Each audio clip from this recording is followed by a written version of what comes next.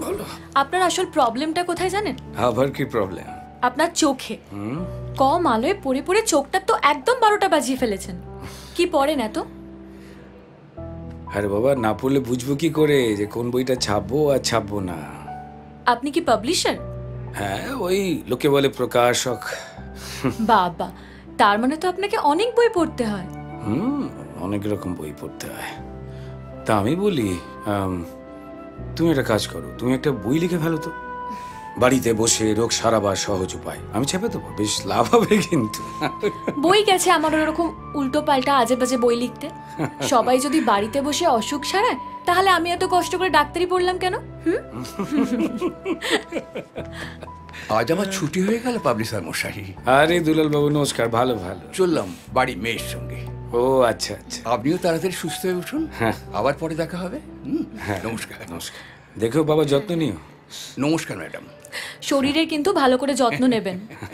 আসি। হ্যাঁ, চলো। চলি। এই দুলাল বাবু ওনার মেয়ের সঙ্গে গেল কেন জানো? কেন? কারণ ওনার দুই ছেলে বড় ব্যস্ত, বাবাকে নিয়ে ভাবার সময় কোথায়। আমি জানি না, মানে লোকে এত ছেলে ছেলে কেন করে। আমার তো মনে হয় যে মেয়ে হয় ভালো, অন্তত সারা জীবন ব্যস্ততা দেখাবে না ছেলেদের মতো। তা আপনার মেয়ে না ছেলে? কোনোটাই না। মানে? মানে আমার বিয়ে হয়নি তাই। খুব ভালো লেগে গেল স্নেহাশিস বাবুকে। উনিও ওনার ভালোবাসা ধরে রাখতে পারেননি, আর আমি আমার ভালোবাসার কাছে পৌঁছতে পারিনি। হয়তো সেই জন্যেই আমার ওর সাথে একটা অদ্ভুত বন্ধুত্ব তৈরি হয়ে গেল।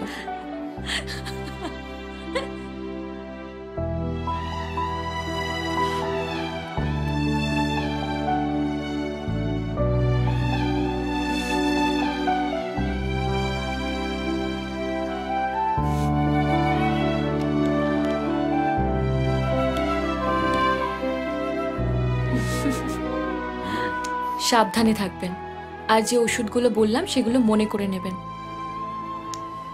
আর যদি কখনো একা লাগে আমাকে ফোন করবেন, ঠিক আছে?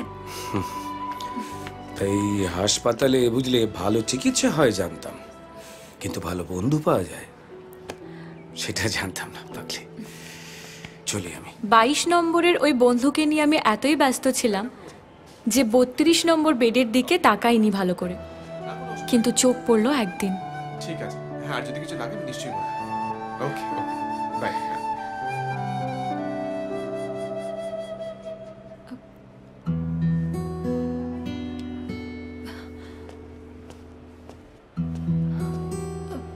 মাসি, তুমি এখানে? মায়ের আসলে জন্ডিস হয়েছে, ডক্টর বর্মনের রেফারেন্সে এখানে ভর্তি করলাম।